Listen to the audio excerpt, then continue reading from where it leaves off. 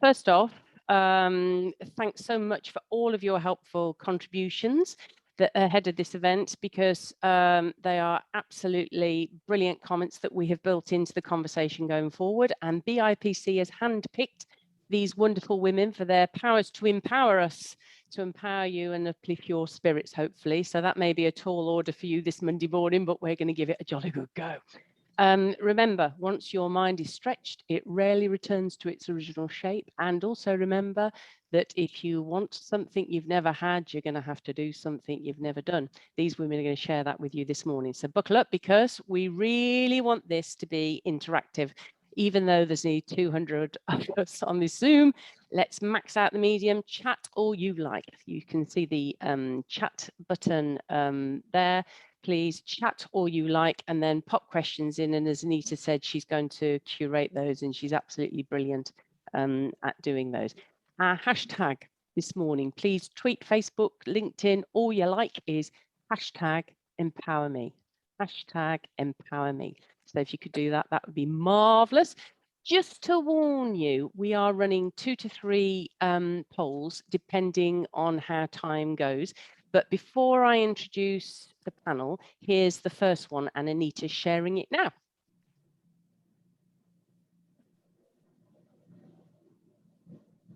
There you go. So while I'm introducing the team, as it were, let me just rattle through my introductions. Mel Larsen is AKA the Dream Project Coach. She's an international coach and consultant. She helps caring, creative thinking solopreneurs confidently gain clients, choice, and contentment. And she's got over 20 years of successful business coaching, consulting, and public speaking experience. Her work has taken her across the globe, including Russia, the Caribbean, Australasia, Africa, Central Asia, as well as Europe. Mel loves a challenge. She's walked barefoot over hot coals with super coach Tony Robbins, and last year she did a Facebook Live every day of the year. She founded and directed 3 community-led festivals in Streatham, London, a legacy which continues to thrive 18 years later. And last year, her business raised over £2,500 for charity. Her top business tip: believe in yourself, focus on making a difference to your clients, and help to make a better world. Anja Potze is a proud independent business owner of 26 years. Her beautiful boutique in the heart of Worcester, Anja Potze Fine Jewellery, started when she was 25 after hitting the glass ceiling in a male-oriented industry. Anja has immersed herself in all things Worcester, including being the proud sponsor of Worcester Warriors, Worcester County Cricket Club, and the racecourse. Since 2017, Anja's worked with a local secondary school where she acts as chair of the IEB, and she regularly fundraises for The Haven, which is Worcester Hospital's breast cancer unit, and raised over 30 grand in 2019. A Worcestershire ambassador and an active Worcester bid member, she helps other local businesses overcome problems and connect. And in May 2017, she won the National Small Business Awards Heart of Gold for her ongoing commitment and generosity to Worcester and Worcestershire causes. And her tip: when you're determined and passionate, you will succeed.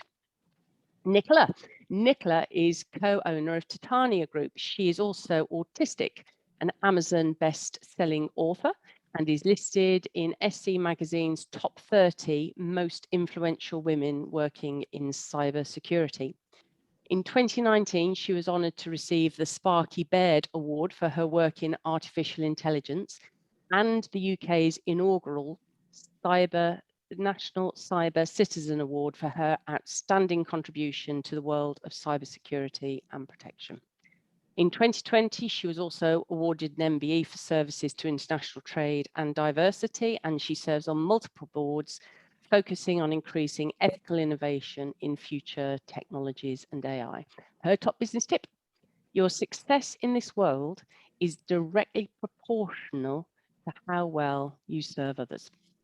Last but by no means least is our newest entrepreneur, Suki, a self-confessed foodie and Indian home cook. She runs her online cookery demos and cook-alongs. She launched Suki's Curries and Spices in March last year to share something positive on social media, including her family's recipes, tips on spices, and live demonstrations on Zoom. She's had her challenges, but her enterprise has been a hit and looks set to continue to do so as well. She refers to herself as the culinary mascot of Indian cuisine. Her father was in the army, so she was privileged to have had first-hand experience of the many and various cuisines across India. She loves to cook them all, and now she's sharing them with us. Originally from Delhi, she married a British Indian, and they've lived in Great Malvern for over 7 years. Suki's top business tip: if you have the passion for what you do and a fire within, you'll get up every morning with a drive to make an impact. Baby steps will lead to long jumps as long as the fire burns within. Anyway, come on, it's 11:11. So panelists, are we ready to inspire? Good. Yes. So first of all, everybody's done that poll, hopefully, and on to our first question, if we may. Anja, what are the key things you've learned, please, about being an entrepreneur?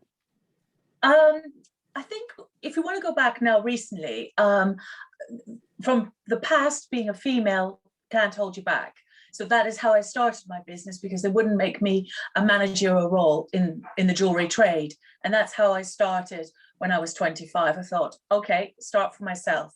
But now I think, which is really relevant, is don't be scared to try, or don't be scared of change. As long as you've got passion of your product and you know what you're doing, or whichever trade, or believe in yourself, then you'll be successful.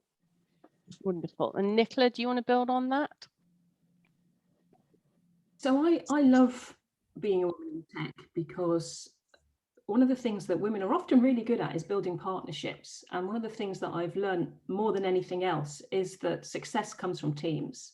And it's kind of ironic that an autistic person is saying that, because that's not my forte generally, but essentially that's true. I mean, if you look at some of the biggest successes in this world, including people that are neurodivergent, like Richard Branson, who's dyslexic, it's because they say that they build teams around them so that they're, all their strengths are supporting each other.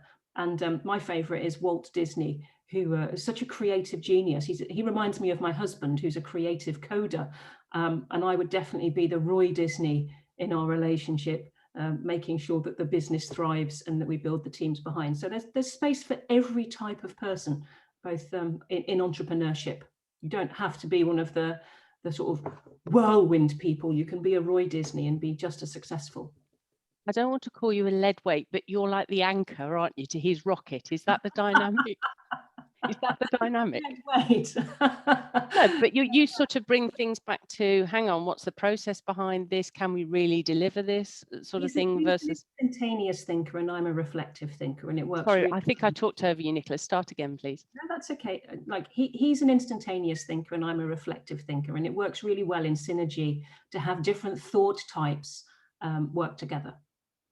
And this is what you're absolutely for, isn't it? In the cybersecurity industry, you're not just for getting women in there, you're up for all manner of diversity. And I love how you termed was it neurodivergent? Neurodiversity, yeah, neurodiversity is lots of different thinking types, which also includes neurotypical people, the majority of people.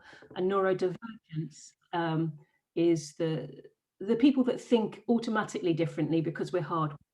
So autistic and dyslexic and dyspraxic and ADHD and all the other different neurotypes that are not the majority are divergent. So they differ. That's how I mean divergent rather than diverge from normal. There is no normal in thinking. Lovely. So when have you seen that in action, please, Nicola, that you can perhaps tell a story of how you or Ian, your husband, has seen things differently, or any other member of the team has seen things differently in the difference that's made, please? So, so this isn't necessarily just about neurodivergence and my autistic brain. My autistic brain and reflective thinking brain tends to see things in patterns. So my previous role was the Chief Strategy Officer of Titania. And where I sit on boards, I'm often looking at what's coming next, because things happen in patterns. particularly in cyber, where we seem to go around everlasting loops of new technology that is the sort of same thing reimagined. And that really happens in all cases. So if you look at, say, empowerment of women, if you look at empowerment of the gay community or empowerment of the African American community in America, often change comes from strife. So, you know, we didn't get the vote until a woman started chucking herself in front of horses. It took Floyd George for strife to happen in America, where we started to drive change. George Floyd even, but we know you meant. Sorry, I always do that. Yes. Yeah.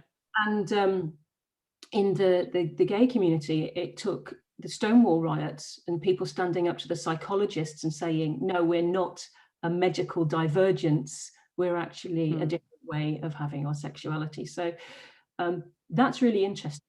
I'm now part of the Neurocyber board, and we're looking at that and kind of going, well, we're doing things a lot more gently. How we drive change, and I'm interested to see, well, is there going to be some kind of cataclysmic event that will drive change like that?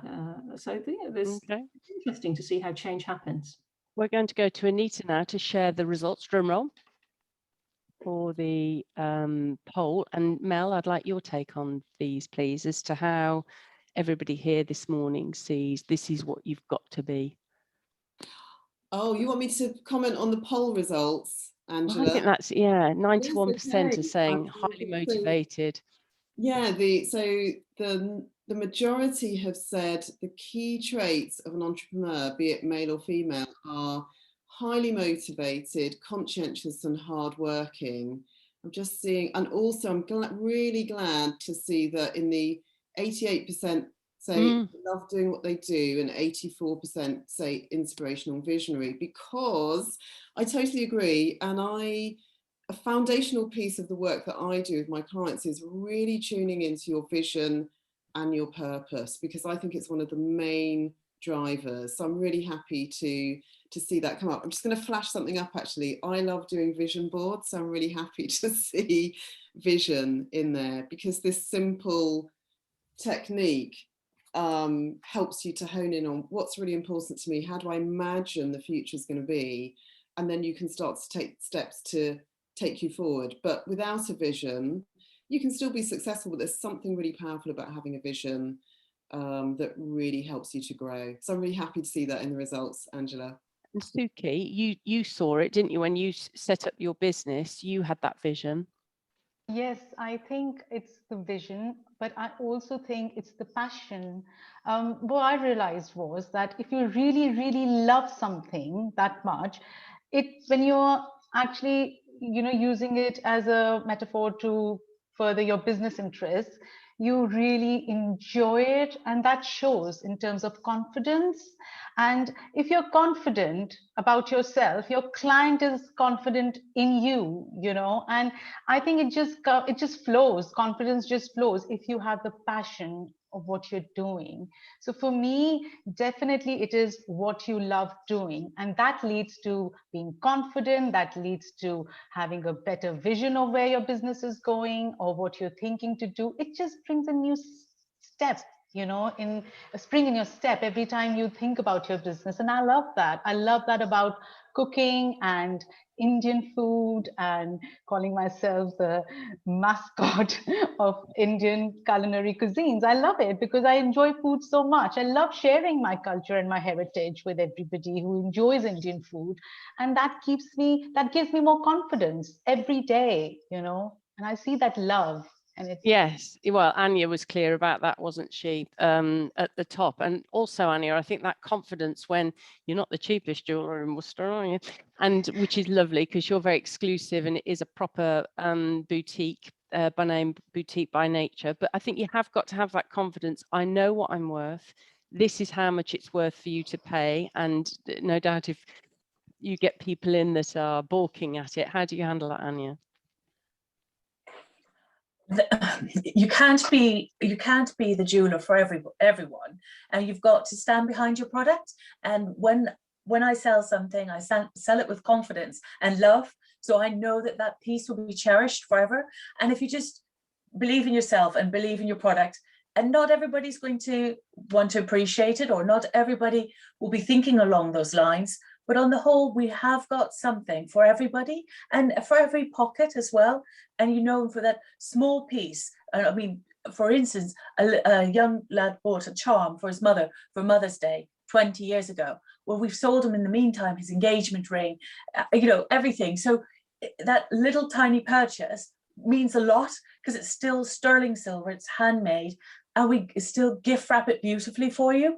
And that is what you need to bring across, that special feeling that, you know, when he came in as a young boy, he was still appreciated as a customer and part of the journey for the rest. So I slightly disagree and agree with you as well. You can't please everyone. And I know sometimes, you know, you have to say no, that you can't fulfill what they're looking for. But I do, honestly, we do try, and we do, whatever size purchase, make everyone feel special. And I think that's very important. I love that, Anja, and please everybody pick up. It's really important to know when you say no. Would we all, anybody want to jump in on that you have to say no every now and again, and it's important to know what you're saying no to? Yeah, I think, oh, sorry, Mel. Please go ahead, Nicola. Yeah, I was going to say that it's actually one of the Bill Gates's quotes that he said Microsoft didn't start flying until he learned how to say no. And I've taken that to heart, because actually I'm a people pleaser and I often say yes to too many things. So I've started blocking time in my diary that I'm calling calm days, where I'm literally creating space for opportunity, because that's what no does. If you filled up all your diary, you haven't got space for that opportunity that comes along. Mel, thanks, Nicola. Mel? Yeah, just to add, I think to know what to say no to is building on what the other panelists have said. You need to know what you're saying yes to. And every time I've done that, every time I've stood in, this is what I really love, this is what I believe in, this is who I am, this is what I'm worth, my annual income has literally doubled. And that is what's taken my business well over 6 figures, is really standing in what I'm worth and saying yes to what I really want. And I'm not saying I'm perfect. There are still things I do that I think maybe that's not me anymore, and I need to move on and move into the core of what I'm offering. And that gets clearer and clearer with each year.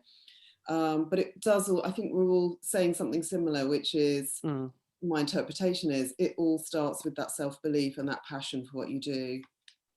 Thank you for that, Mel. Suki, who do you most admire in business and why? And then we'll come back to you with that question, Mel. Well, Angela, there are a lot of people I admire in life, a lot of women in my world I admire, but in terms of business, somebody who's left a lasting impression on me and has inspired me is my mom's younger sister, my aunt, back in India, in Delhi. I'll give you a bit of a background, I'll make it into a little short story. My aunt, my mom, you know, that generation, they all got married when they were young. They all got married in the form of arranged marriage, which were arranged for them, and so she was one of those and got married young in her early 20s. Unfortunately, lost her husband tragically in her early 30s. She had 2 daughters, and she, you know, she was a devoted housewife, a caring, doting mother. And well, then she decided to come out of her comfort zone and start a business. It was very unknown in the 1980s for somebody, you know, a single lady to do that in the 1980s in Delhi, in India. Of course, she got full support of my grandparents, but having said that, the atmosphere is not very conducive in India at that stage, you know, to have a lady, a woman, single woman trying to do business. And it could be probably subconscious gender bias, or you could call it, you know, just something where women were stereotyped into thinking that they are risk averse, or, you know, we can't invest in her business and stuff like that. However, she had a drive, and she is 70 now, runs a good business, a flourishing business, still goes to work. What is it, Suki? What's her business? Sorry, so basically, she has an agency which provides gas to households. So she's got to go down, and she's got a team of people working for her. But when she started off, she had a lot of problems to sort of be in a so-called man's world doing this job. And she's got grandkids, her daughters are married and settled, and they do their own business. And she has really inspired me. The reason being that once, I think she told us when we were younger, that there were days when she would get up in the morning and didn't want to face the day, and said, I don't think I can do this, but she still did it. And it's that so grit. you could see her, like Nicola was saying about Walt Disney. Walt Disney's vision statement was first the dream, then the reality. You had the dream, you had the vision as well via your aunt, Yes. that you could see, and then you could make it happen. Yes. Over to Mel, please. Who do you most admire, Mel? Angela. This was a hard question for me, because I'm so happy to say that there are so many women nowadays that we can look to in business and learn from and admire. So I picked one. She's an African-American woman called Shonda Rhimes. So anyone who's a fan of the TV series Grey's Anatomy or Scandal or How to Get Away with Murder, you've watched her output. So I like her for 3 reasons. The first is the sheer volume and visibility of her excellent output. And also she's written an amazing published book called Year of Yes. Secondly, she has really done a lot to boost diversity. Nicola was talking about diversity earlier, and she's done a lot, I think, to boost all aspects of diversity that we see on the screen. And thirdly, what I like about her is she's real. Her book talks about her struggles, and I'm very interested in performing to high standards and thinking big, but not pretending that I've got it all handled. I mess up, I have days, just like Suki's auntie, when I don't feel like getting up and doing it. I have days where I doubt myself and I think I'm not young enough. I'm 56, I feel like I'm just getting started, but some days I think, look at all these young things who are doing amazing things, where do I fit in? So I really love that she has been honest about her journey. She's absolutely phenomenal, and she inspires me a lot. Wonderful. I don't know if Nicola and Anja, do you want to drop in with who you admire in business? Nicola first, or? No, yeah, Anja, you. Okay. I was very lucky to do all those years ago. I got clearance to be able to serve Lady Thatcher, and she was quite a force to reckon with. She was she knew exactly what she wanted, and she was always a little bit on the last moment, not very well organized, and we would have to produce or make something for her.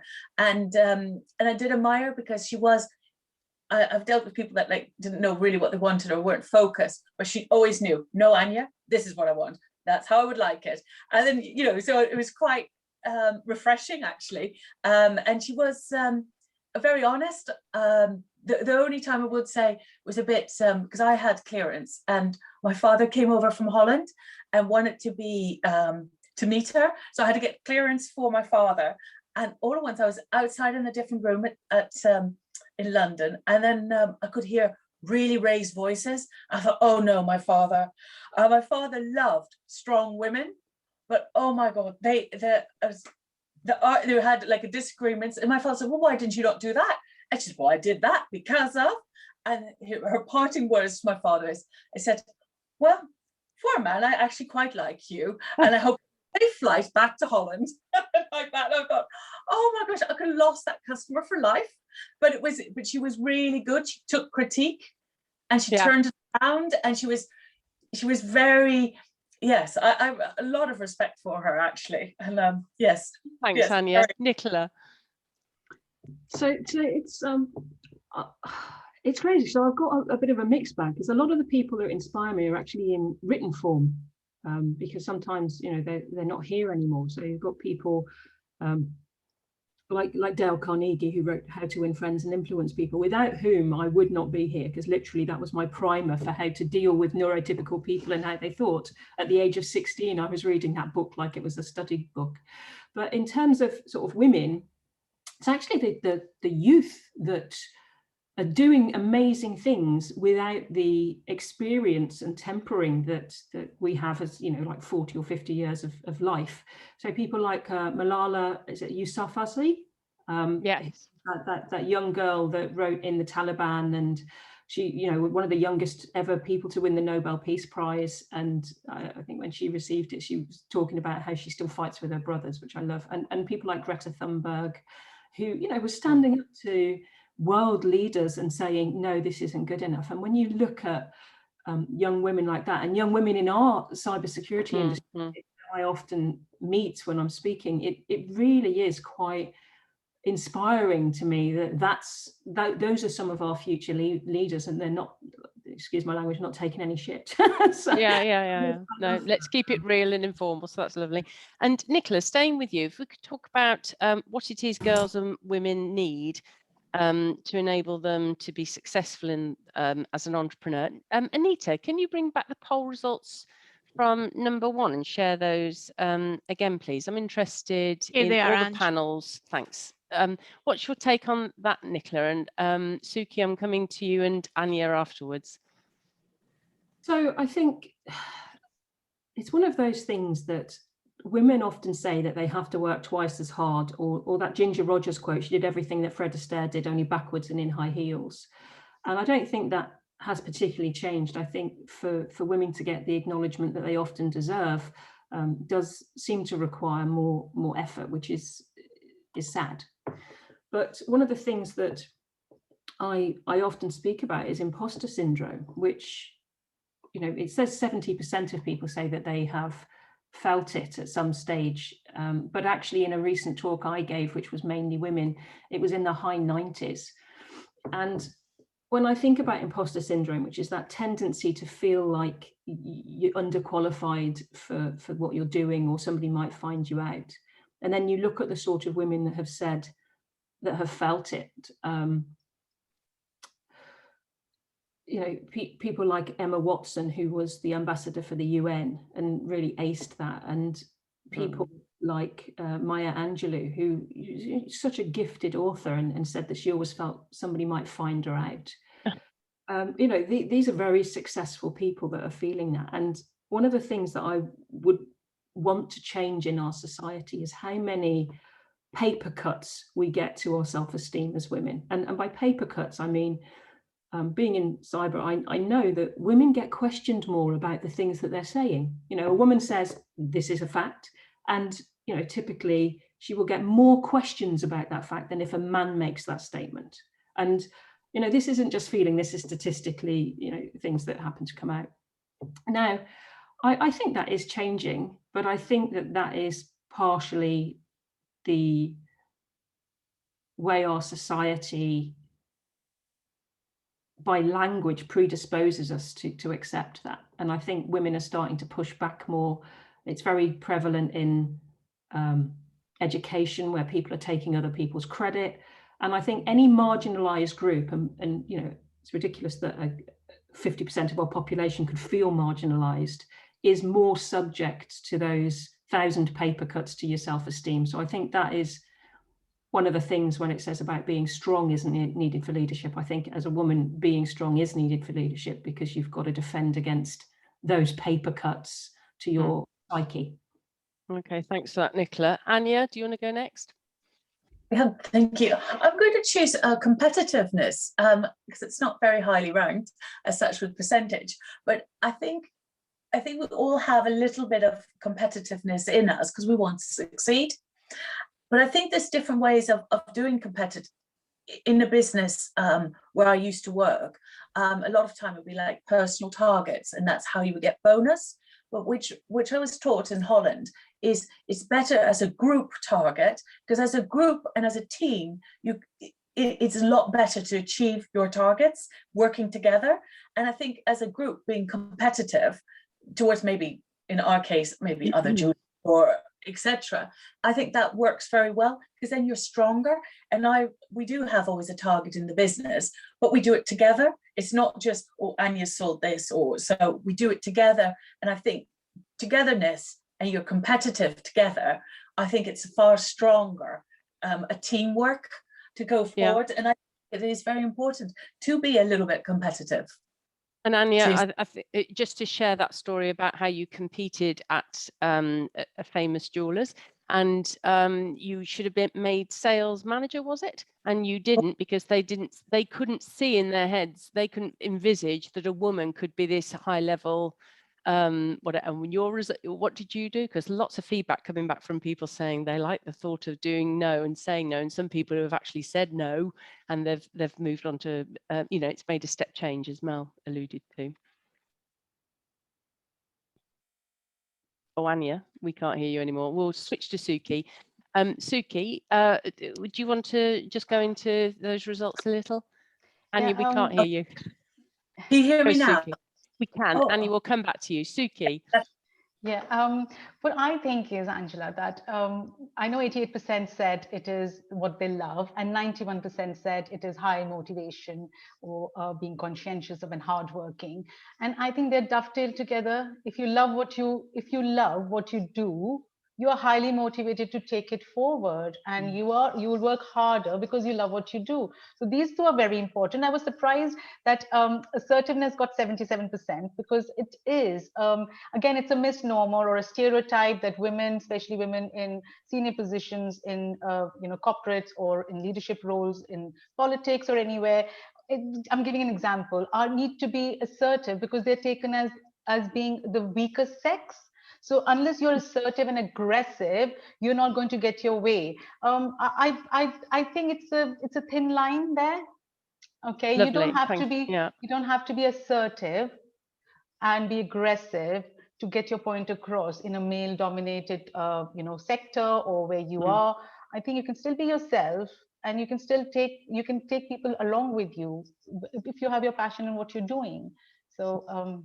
Thank you, Suki. Anja, did you just want to add anything more about that? How you reacted when they overlooked you for the role that you'd earned? So when I was working at the Asprey Group, I was salesperson of the year, and I've got all the qualifications, all the GEM qualifications. I've got everything I've been able to achieve, the GIA, etc. And I couldn't believe it. 3 times they brought in outsiders to become the manager, and 3 times those applicants, they weren't successful because after 6 months they would leave, and they still would not recognize me or look at me. And because I was female, it was really despondent. And I started, I said, right, I'm going to start for myself. And I started with 2 small recycled kitchen cabinet units in a ladies' dress shop downstairs. And that's how I started. And from that, I was able to have number 8 Friars, 4 Friars Street, and then able to buy 10 Friars Street. But it was such a, I suppose I was young, I wasn't as scared, but it was a Wonderful. big, yeah. That's the key, though. No, these are the stories we want to give, aren't they, guys? Because we want to tell people, there are challenges out there. And by the way, people, to prepare for this, I rang round to see what challenges have you faced. No, I don't think I've faced any challenges. So you had to pull them out like hen's teeth, because these women don't see them as challenges. Oh, that's just an obstacle. You have to get over it. Anita, please, if you could share poll number 2. I want to know, sorry, not I, everybody wants to know whether you agree, disagree, somewhat disagree with this statement, please. Whether you're a parent or not, how much do you agree with this statement? The main caregiver, now that caregiver is the person being cared for. Now this may be an adult that you have to care for as well as a child. It's the person they call when they're sick or vulnerable. It can be a senior leader in business. And a senior leader in business is relied upon for, say, out of hours access or discretionary effort or discretionary talent. How much do you agree with that? Do you agree with this? The main caregiver can also be a senior leader in business.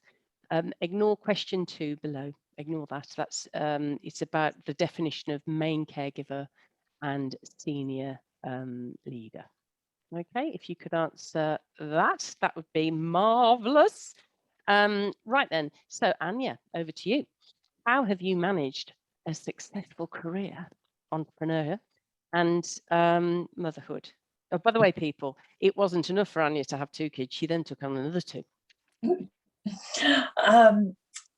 I think I've always, when I was a young girl, I would have loved to have had 6 children. I could have visioned me being that sort of mum as such. Things don't always quite work out how you plan life.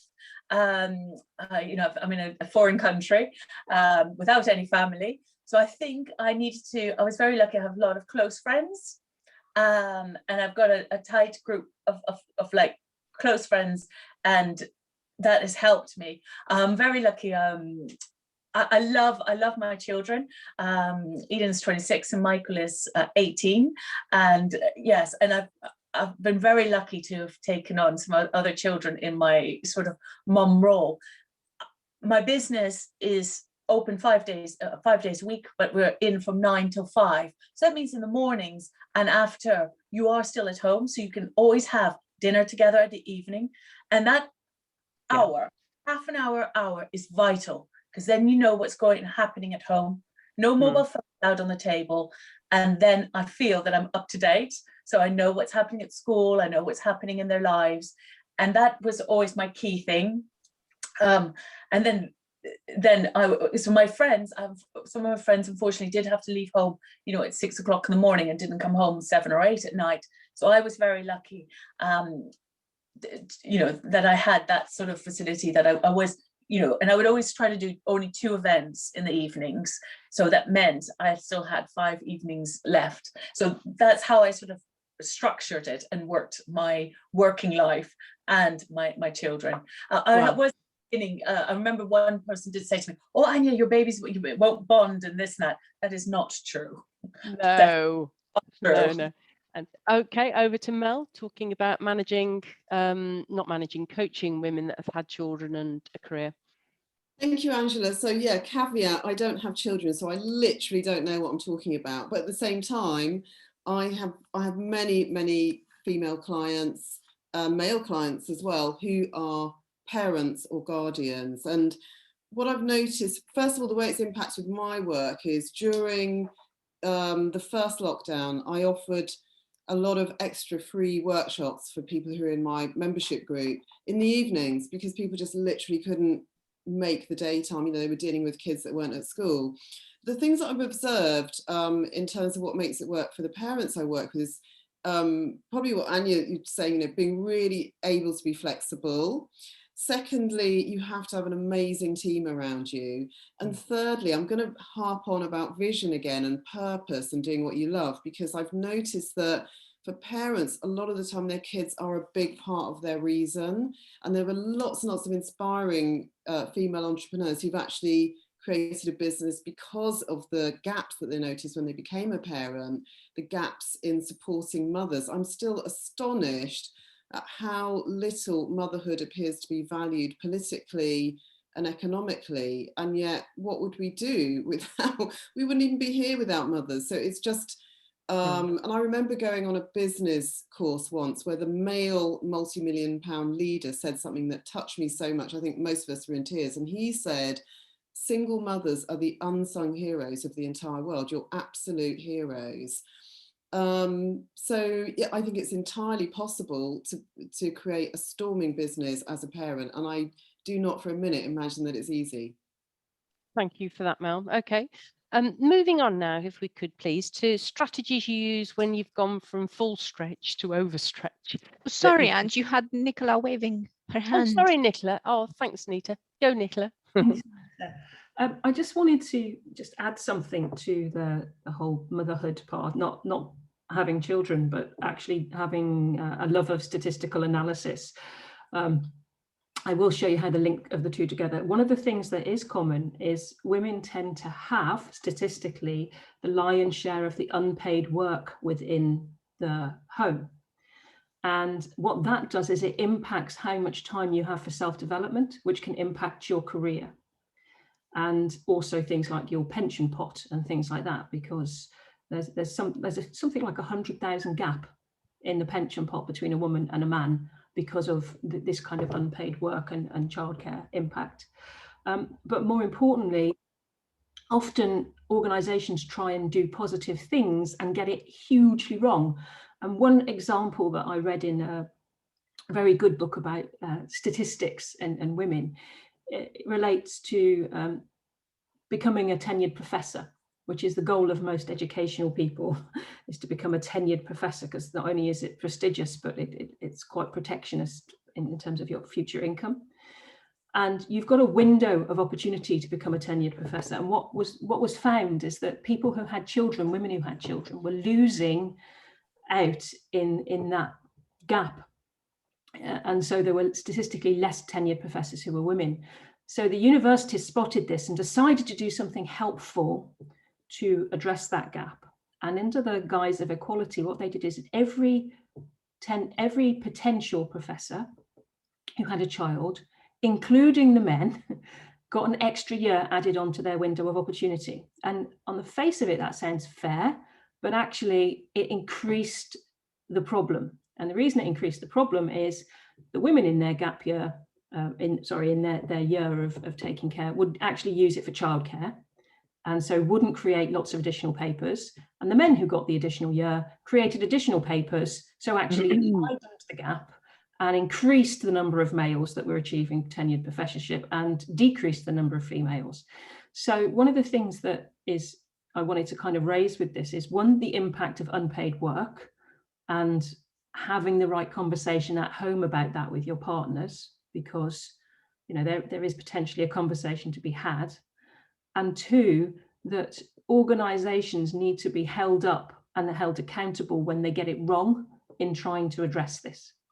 So that's kind of what I wanted to raise, really. There's a real and genuine sacrifice in the workplace that we haven't addressed. Yes, and Melinda Gates, I love that conversation that she had about Bill Gates. She had to sit him down and say, now look, we've got children now.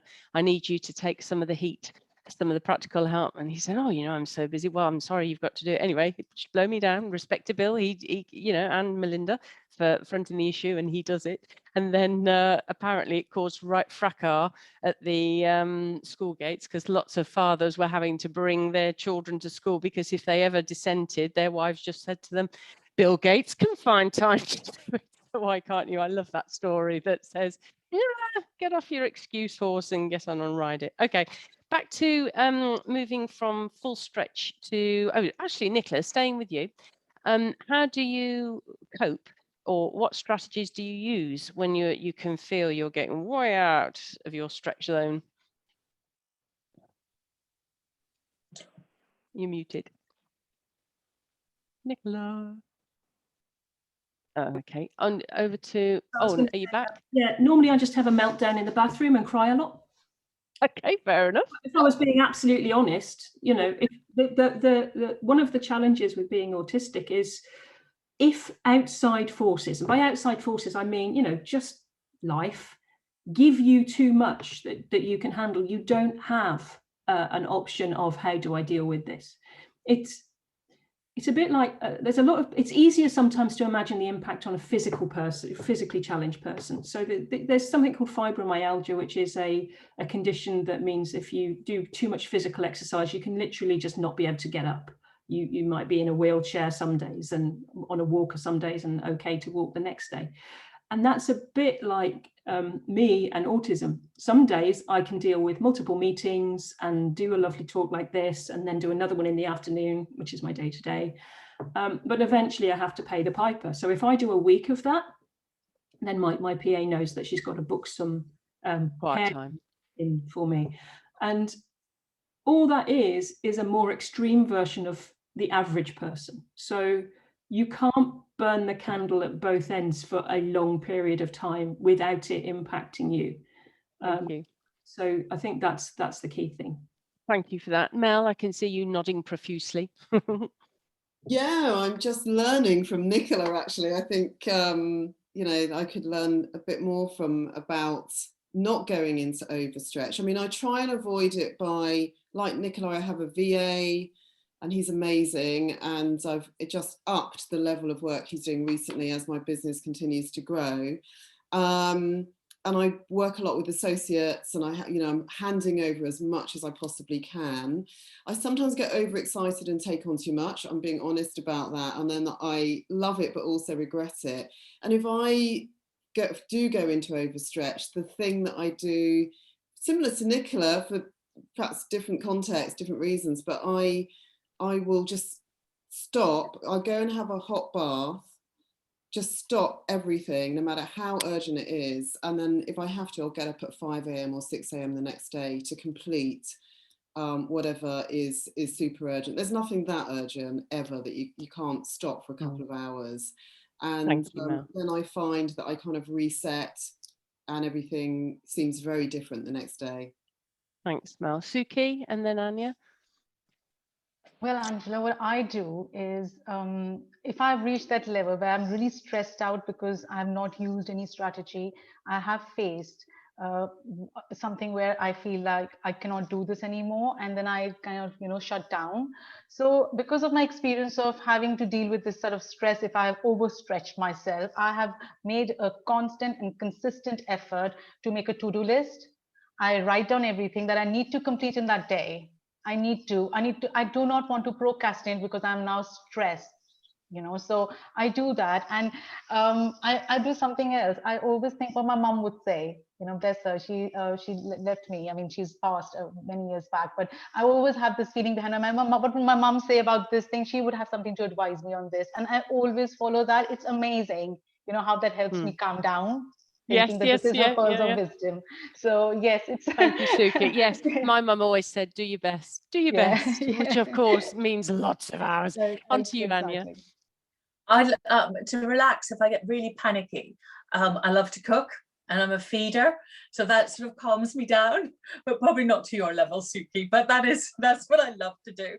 It's that sort of calms me down.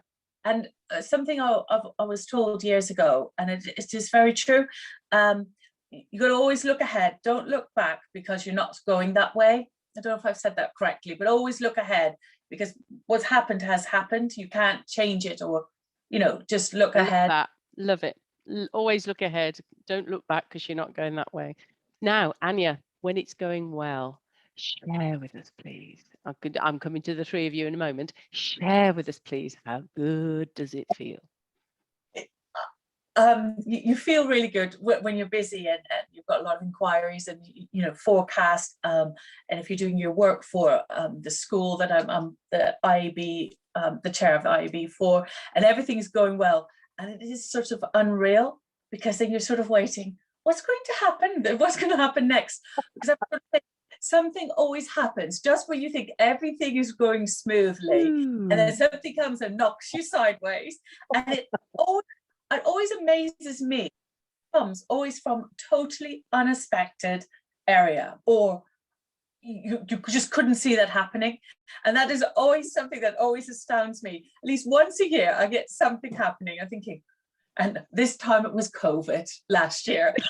From all the things, I mean, Worcester floods, we have all sorts of issues, and we've been able to sort it out. We've had the mad cow disease, the whole city went quiet, and then that. And then Friday, I ring you up, don't I? Say, it's okay, we're all in control for Monday. She said, yes, just going through a cyber attack. Oh, right, okay. I mean, it was just unbelievable. Nicola Whiting. Where's Nicola Whiting when you need her? Yes, well, it just shocked me because my cards were cloned, everything. How they got all the details of me, I have no idea. Don't get us started on that, Nicola. Do not make mention of cyber security in your answer to this question, please. How good? Yes. How good does it get, Nicola? How good do you feel when it's all going tickety-boo? How good do I feel when it's all going tickety-boo? To be honest, I don't really respond like that because that's how I expect it to be. So actually, it's normally afterwards that I go, oh, actually, that was really rather good. Because when I'm in the flow of it going well, I'm completely oblivious to the fact that it's going well. I don't know whether this is other people's experience. You're just in the moment. When I'm speaking, actually, the thing that really makes me go, wow, is afterwards. If people contact me or they connect with me on LinkedIn or whatever, and then they say, actually, that time you spoke about, it reached me, or I did this afterwards. And yeah, I think it sounds strange. Even when I was practicing one talk on imposter syndrome with some of the team people, and one of the ladies actually burst into tears. and realized that she'd been unkind to herself as a mother of a disabled child for 10 years or more, and that this talk had reached her, and she realized the journey that she'd been on as part of it and how great a mum she actually is. And she actually went on and then left the company and got an even better post that she hadn't felt able to apply for. So that things like that are my proudest moments, actually, in helping release others' ability and helping them become the best they can be. Well done, you. Mel, you're nodding profusely. I'm coming to you, Suki. Well, how good does it feel when it's going right? Oh, it's amazing. I have like 3 levels. One is very similar again to what Nicola was saying. Well, actually, let me start with a different one. So because my business has been growing, I've been able to give money to charity. And apart from the figure that you read out at the beginning, I was able to give a lot of my own money, thousands, last year to Marcus Rashford's campaign for meals. And I've always wanted to be the kind of person that did that. And that felt incredible, because we can feel so powerless. There's so much in this world that needs changing, that to be able to make a little dent in the universe feels incredible. Secondly, similar to what Nicola was saying, is that when my clients who literally say things to me like, "You've changed my life," or, you know, "I'm much happier now in my business," that is just a money can't buy experience, and it really fills me up. I feel like I'm really in the zone when that happens. And then thirdly, selfishly, it's fantastic to become the woman that I always wanted to become, especially at my age, because, you know, this little voice in my head telling me I'm too old, you know, and that Shush that voice, Mel. I know, hush it, you know. I've been able to grow my business and basically double my turnover twice over the last 2 years, has given me this immense sort of sense of, I guess you could call it self-actualization, and to know that there's no limit, I can go as far as I want, is an incredible realization for a woman of my age, because society tells us that we're washed up and, you know, parts of society, and to realize, wow, I can feel anything you want, feel like I'm starting something new, is just a phenomenal feeling. And Suki, just to thanks, Mel. Suki, just to finish off from your side of things, how good does it feel when you started getting traction on Instagram? Oh my God, Angela, I can't tell you. As you know, and I've shared it with everybody, that I started off as something being positive, giving back to the community at a time of COVID and the first lockdown. We were not sure what's happening. We were all sitting at home, and I wanted to reinvent myself and do something I really love. And the feedback and the love from the community I got back, it was just phenomenal. I was wired up. I couldn't imagine that. You know, I started getting my cook-alongs going, demonstrations, conversations, swapping recipes, talking about food, Indian food. The love for Indian food, it was absolutely, it was unbelievable. And so once I obviously you know, calmed down, thinking, okay, this is the way forward, I'm taking this is the business I'm going to do, and I'm going to take it forward without thinking I'm going to be the next Madhu Jaffrey and I'm writing a book about it. The feeling that I had was of gratitude. You know, I felt grateful. I felt lucky and grateful for the love that the community gave and my clients give me. So I think that is the first thing, besides, of course, you know, feeling really excited about it, is that I have that. But Suki, somebody's put up in here, I don't know where you are, but the person that mentioned Oprah Winfrey, if you could just unmute and say that was me, because she said, what was luck? No, nobody's going to. I think it was Rosemary Henderson. Rosemary, can you unmute? I think it was Rosemary, I think. No, Hi. she's. Oh, go, Rosemary. What does Oprah say about luck? Oh gosh, now you've got me. Preparation. What is it? Yeah, so preparation basically is key. I was spent a bit of time looking at all the top 10 inspirational women and doing a bit of research, and it's amazing the variety of different people from different walks of life, industry sectors. But yeah, preparation is what she says. Thank you for that, Rosemary. And lastly, our last poll of the day is poll number 3, and it's, how do you see, has COVID changed how employers see the flexibility of working hours or where you work? or teams can be left to work without supervision, an objective view of their true talent. I know a young woman who's done really well during the COVID crisis because finally her bosses have seen her for what she is, an incredible talent. And also how technology has changed the world of work. Right. So how about, has COVID reset employers' mindset regards flexibility and work is where you log on, not an office or a, well, I don't know, Anja, yours has got to be to a certain extent, hasn't it? This is coming to you. It's got to be, you've got to be in that story. You've had to make take massive measures, haven't you, to make it COVID safe. Anja, tell us about how COVID's changed things. COVID has changed in the sense, normally we have working hours and we're in a premises on 10 Friar Street, and that's where we need to work from because of the valuable of the goods, etc. And that side of it. But I will say flexible working hours, I think I've never worked such long days or all the time because we're getting inquiries now 24/7. Last week I had 20 minutes to 1 o'clock at 1 a.m. in the morning. I had an inquiry for a diamond eternity ring. This gentleman almost thought, oh, it's my wife's birthday in 2 days' time, and sent an inquiry. And it's like, so I got up at night to go to have a wee, and then I said, oh no, you know, and you're dealing with it constantly. So I would say I'm working a lot more hours because you're constantly checking. And then sometimes I'll come in, and if I see Felicity, and I'll say, Felicity, we have had an inquiry, but I don't know where it came from. And I don't know if it was on Instagram, Shopify, it can come from Facebook, it can come from LinkedIn. And then I'm like, I panic because then I can't find it. I said, I'm sure we had an inquiry. And so it's definitely, I think I'm working a lot more, and I need glasses continually because you're looking at screens at home. Yeah. Yes, yeah. Let's go on to Suki. About that in terms of how it's changed employers' mindsets. Angela, I've always worked from home. I mean, since I've been in the UK, I was working as the marketing manager for the Mount Pleasant Hotel, and I've worked from home because I don't require to go into an office for what I do in terms of except for networking meetings and client meetings.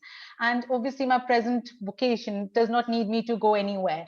But I also feel that it requires a lot of self-discipline.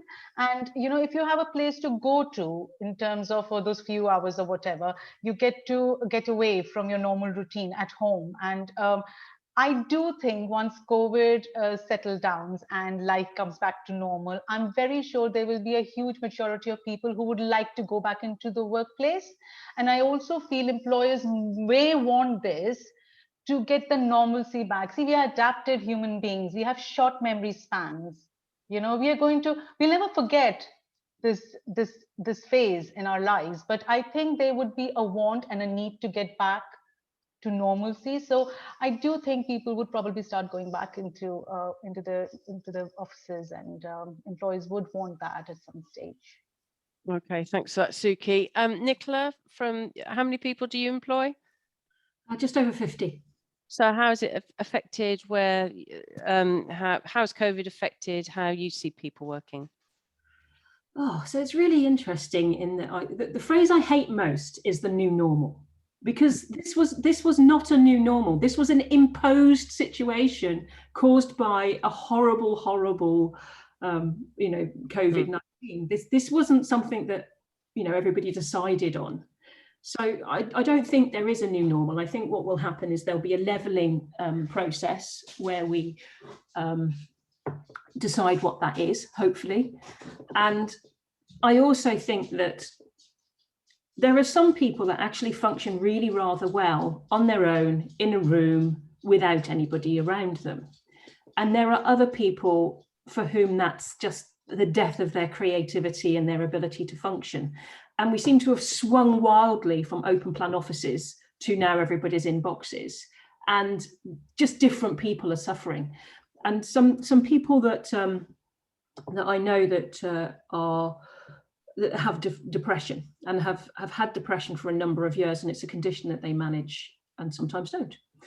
And strangely, actually, in some ways, it's really rather nice because now other people understand how I'm feeling, because they feel alone and they feel like it's hard to get up and they feel, how do I motivate myself? And it's given those people a little bit of insight into what I feel like every day. So I think there's some interesting bridges and there's some interesting conversations that have come out of this. We've spent a lot of time in Titania in keeping relationships open, in having our managers connect with the team, in really everybody knowing what they're doing, which kind of happens by osmosis when the office is open and everybody's just walking past each other. So there's stuff that you have to spend more time doing, like communicating. And if you don't, then you'll suffer for it over the long period. Thank you for that, Nicola. Mel, Suki, anything to add to, or Anja, anything else to add before we move on to the last one? Mel? Sure, thank you, Angela. I don't employ people, I work with associates, so it's more contracting people. I have a group program, there's 105 people in there, so I get to hear a lot about how COVID is impacting solopreneurs and freelancers. And if I look at the poll, I think the closest to the poll that I can see is this objective view of their true talent. I think not for everyone, some people have been hit obviously incredibly hard by the new times. I don't want to minimize that, but for an awful lot of women and men, but we're talking about women today, they've realized I can do this, I can go online, I can do my first Facebook Live, I can pivot, or I can start my first business because I have to. And so they've discovered, they've started to innovate and it's boosted their courage. Thank you for that. Wonderful. Okay, poll 3 results, please, Anita. Has COVID changed how employers see the following? Wonderful. Look at those dials. Wonderful. So there's more flexibility of working hours. Can we all imagine, if you're a mum, the difference that that has made, and a father, sorry, because so many men are bearing that brunt with the women these days, which is brilliant. Flexibility of where you work, brilliant. Work is where you log on. Teams can be left to work without supervision, less so. Yes, helping people empower their teams so that they can be left to work within discretion of a vision, mission, values, guideline. That's the important thing, I think, that British business is still learning, but less so for an objective view of true talent, which I'd like to have seen that dial going up. But there we go. Technology has changed. The power of work is the top one, or has changed the world of work. Does any of that surprise you, Nicola? Oh, hang on, you're on mute. Right. Nicola, Actually, no, it doesn't. And I'm actually quite glad that people aren't thinking that it's an objective view of somebody's true talent, because to put somebody in this kind of bubble and then say, well, that's your true talent is, it's a bit like firing hose pipes at people and saying, can you just concentrate on work? So I'm glad that people aren't saying this is, really showing people's mettle. It just shows how people handle COVID. okay. I do love that what it has done is it's forced the usage of technology. It's forced companies to try things that they maybe wouldn't have tried. Companies that say we couldn't possibly work from home ever. It's given them an opportunity to go, actually, we could. So then it becomes a business decision rather than a capability decision. And I like that. Anything that allows businesses to make proper business decisions that are informed has got to be a good thing. And I think that's one of the good things that have come out of this. I'm sorry, Suki, Mel and Anja, I want to go on to questions now, which Anita is collating. But if you've got any thoughts on that after Anita, have we got any questions coming in? Yes, Ange, a really good question from Isabel. She's asking the panelists, what has been your most significant challenge and what did you learn about yourself? Who would like to go first? With Anja, you're unmuted, picking on you first. Okay. What's been your biggest challenge? What was the question again? Sorry, Anita, what's been your biggest challenge and what did you learn about yourself? I think this last year it's not to be scared. I think that's really important, and then adapt yourself to the change. And and listen to, like, Felicity that works alongside me is a lot younger, and she really embraced the social media and done online videos and things like that, which is not normally something I'd be very good at, and it has worked for us. So we've been continue to be able to be in business and to work, and you know, so we were very lucky. But I think it was that initial reaction last year that I got scared of thinking I've done nothing else, but always, you know, I had with my youngest 10 days off of work when I gave birth to him, and I went back to work. And I think I was so unused to just getting up, sorting everything in the home and going to work in 10 Friar Street. So that I think it was the shock and overwinning your, you know, I was anxious. I was, you know, totally overwhelmed, but taking that fear and actually going with it and working with it and embracing it. And it worked fine. Thanks, Anja. Suki, do you want to add to that in terms of your biggest challenge? And yeah, my biggest challenge has been I got married really late in life, and I want to have babies. I went through IVF, about 6 cycles in a period of 2 years. That was the next thing that I wanted to do. I've got married, tick box. I need to have my babies. And I couldn't become a mum. I have had ample opportunity afterwards, even more so, to go through more rounds of IVF. But what I learned about from this was that's it. You know, I need to pour myself and my energies into something else that I love as much, or I need to let go, you know. So that was a very big challenge for me to do, but I did it. And I'm in a very happy place. The last IVF cycle I went through was in 2017, and we're in 2021. So it's been like good 3 years. And it doesn't bother me, in the sense, if it has to be, it has to be. It's meant to be. If it's not, you need to know where to draw the line. And if you're passionate about something, pour it somewhere else. You know, there's something. My work is my baby. I know it sounds cliched, but no, that's how it feels. It's a creative outcome. Martin Sorrell, WPP, he says that it's the closest a man can get to having a baby. It's having a business. Nicola, do you want to add to this? Your biggest challenge and how you... The biggest personal challenge this year. So Titania, really chuffed to say we built our business organically, which is quite rare in cybersecurity, but we took our first investment just before Christmas of 2.5 million, which was amazing to grow the business.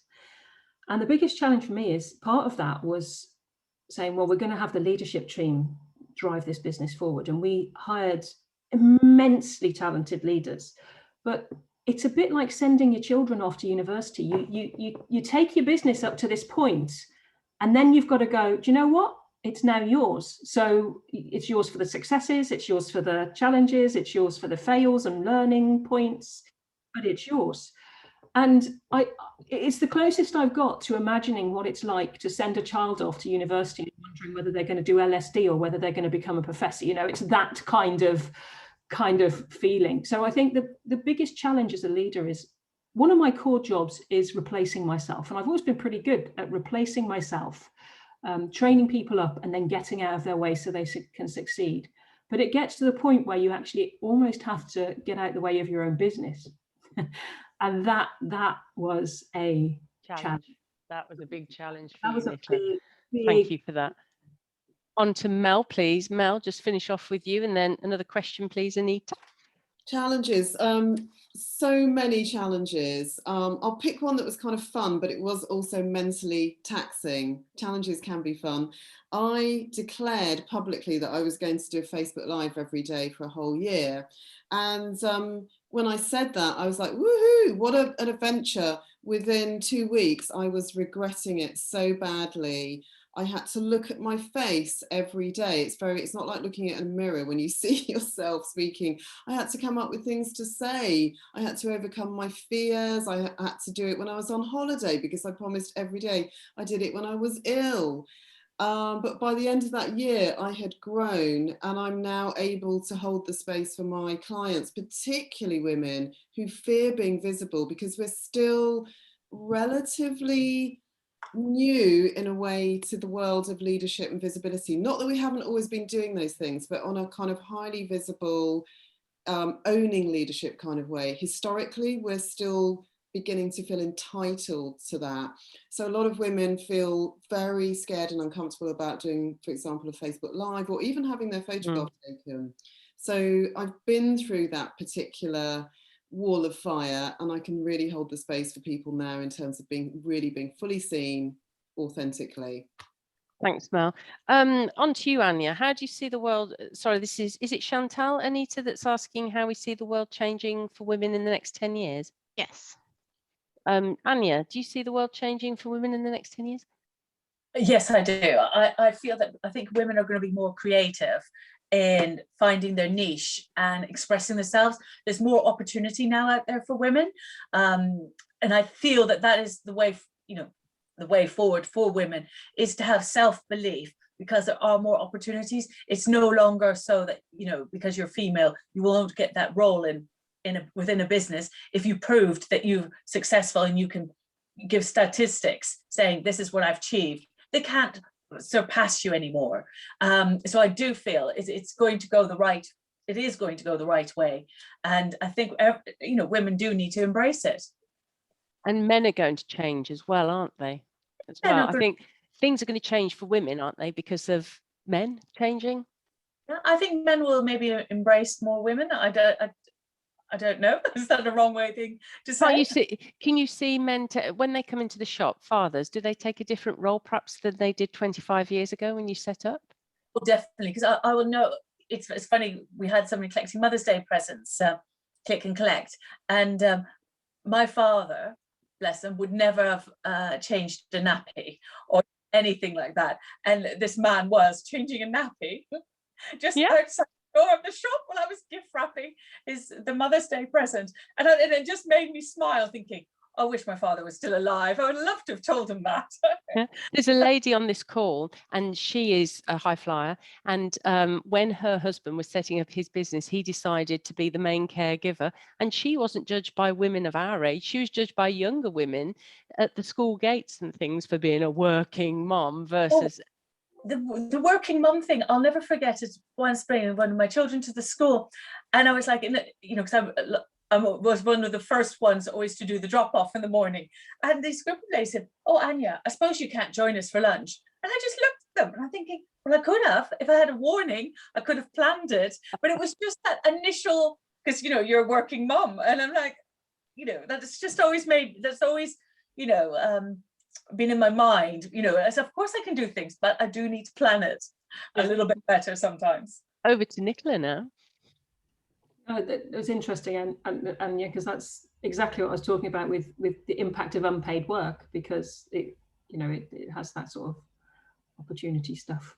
What was the question? Sorry, I got so enthused with listening to everybody's answers. I was just like... Do you know what, Nicola? I'm glad you've forgotten, because let's move on to another one, Anita, because it's 12:17. Yes. We want everybody out of here at 12:30 prompt. Go, Anita, go. Thank you, Ange. Oh, Sarah's sharing how she started her business. She's newly self-employed, just started in April 2020. And she is asking for any nuggets of wisdom on how to push through the hard times when just starting out. Suki, you're the freshest one. Over to you. All right. What I think is that we have got a lot of free resources here around us. One, because of COVID technology, internet, with the social media platforms we have, they're free. They're for us to use and promote our business. That's what I have done. I have literally invested £15 in a backdrop for my food photography. That's all that I started with. And my website is under construction. I'm really sorry to say I don't even have a website yet, because of the impact my social media platforms and what I was doing on it made. I just took baby steps, but those baby steps have shown results. So like where Anita is today, which is the Worcestershire Libraries, and there's a resource available to all of us to use. we should use this, we should make use of this, we should make use of the webinars, we should make use of social media platforms, and that's I think rule number one for me. I mean, just make use of whatever you have. Don't spend too much money and invest money in something which you're just starting off with. Try and use what you have around you, you know. Nicola, over to you. Yeah, I would. I've noticed that there are quite a lot of silver-haired ladies listening in, and I kind of want to shout out to those folk actually, because we often forget about the experience and wisdom that comes from a long life well lived. And I think one of the things is that we can go to this social media and this Instagram life of everybody, that everybody's successful and everybody's showing their best selves, and forget that life is a journey, as Suki said, of small steps. And, you know, when you're starting out, it's very easy to look at this big, I want to be successful, and forget that, you know, I didn't get here at 50 through a year. It took me 50 years of learning, from baby steps as a baby to teenage years and everything else. So, you know, don't judge yourself too harshly. That you can accelerate your knowledge through listening to your pre-experienced elders of very different ages, and your peers. But to most of all, probably be kind to yourself and realize that, you know, baby steps actually is fine, because if you continually invest in yourself, that will pay off long term, and you need to invest in yourself early. Thanks, Nicola. Over to Anja. I think Anya's got something to add about top business tip for starting out. I think the most important is whatever business you would like to start, is to believe in yourself and to start small, and it will grow with your passion. I think that's the most important. Thank you so much, Anja. Anita, any more questions? Ange, thank you very much. So many comments in the chat. I think it's so inspiring listening to everybody, but also looking at the conversation that's going on in the chat. People are sharing stories about, members of their families who inspire them, people sharing stories about how they've started their business and, you know, how they've overcome depression and anxiety. And this is just fantastic. I'm just absolutely loving it. The mental health, the first thing Anja was the first panelist I had a chat with, and the first thing she said, you know, there's a lot of people out there at the moment struggling, and hopefully today are people saying, yeah, this is working for me, I'm feeling inspired and uplifted and happy, hopefully, as a result of it. Yeah, hopefully. Okay, and then thank you. Sorry, there's one more question from Deborah. Have the businesses experienced growth deriving from local plus technology clients? Okay, who wants to take that one? Say it again, please, Anita. Have the businesses experienced growth deriving from local plus technology clients? Deborah, are you still around in the room? Nicola, do you know plus technology? I think she means local plus technology, like plus as in and. Oh, gotcha. Yeah. Well done, Nicola. As you asked me. So in terms of our cybersecurity business, 90% of our business is actually international. So it's like customers overseas, like the FBI and Defense Department. But in terms of our growth, all the things that we do locally, and Titania does a lot, is very helpful in terms of letting local people know what kind of company they might want to join, because, you know, we build teams, and teams, particularly younger people, I found, are actually very interested in how ethical you are as a business and what your vision is and what your values are. And I think that really comes from your local footprint. But I think Suki and Anja and Mel probably have a better comment on that, because they've got more direct to people products. Okay, Suki, do you, well, Mel, actually, we haven't heard your voice for a while. Mel, do you want to? Thank you, Angela. I wouldn't say, yes, local to an extent. I'm a member of the Athena network. So I meet with a group of women locally once a month, and it's an amazing network, but obviously it's online at the moment. I would say that community is incredibly important. One of the things I specialize in is marketing, you know, business marketing, and I've experienced it all the way through my career. My business is building communities, building relationships, is the most important thing. Even if you think marketing is so complex, actually it's really simple. It's about building relationships of trust and helping make people's lives easier or better, and sharing how you can do that.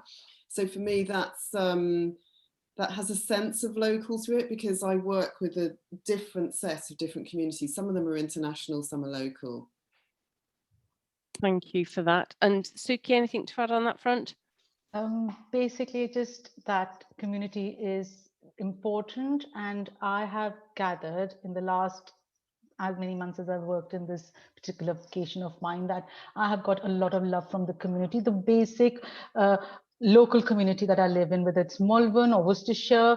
It has really shown me a lot of love back through social media, through technology, Zoom. I've been able to participate in charity cook-alongs. I've always given back in terms of charities, and we have had local charities. We have had the parish here in Malvern, Great Malvern. I did a cook-along for them, for the parish.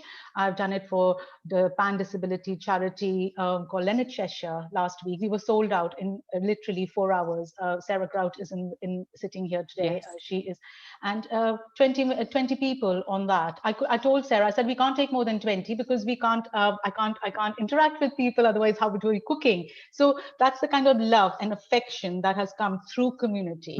Is all I can say.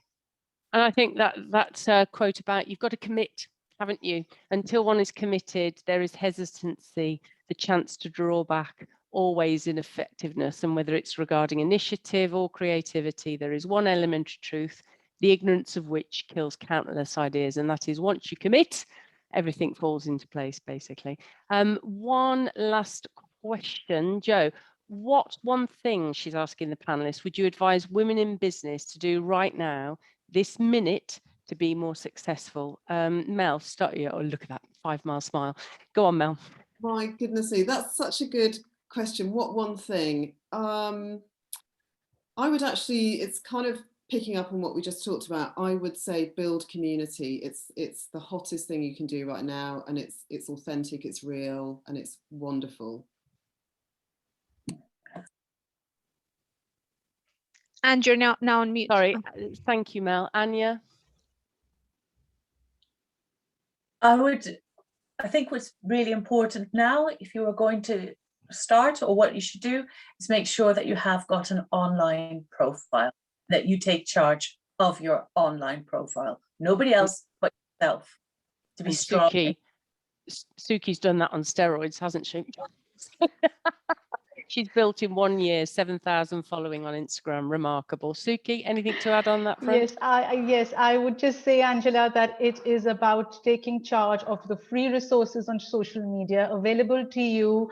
Do not think that this is something you need to do in your free time. Social media is not for bloggers, it's for business. There's nothing social about social. Yes, yeah. Nicola, the one tip that you would say before we finish up? So you know I'm autistic, so a one tip would be trite from me. I would want to say, because I want it to be useful for everybody on this call, and there are so many different people on this call that there isn't a one tip that would do that. So what I would do is I would say take time to take stock. So you know, take some time and think, what is it that you want to do?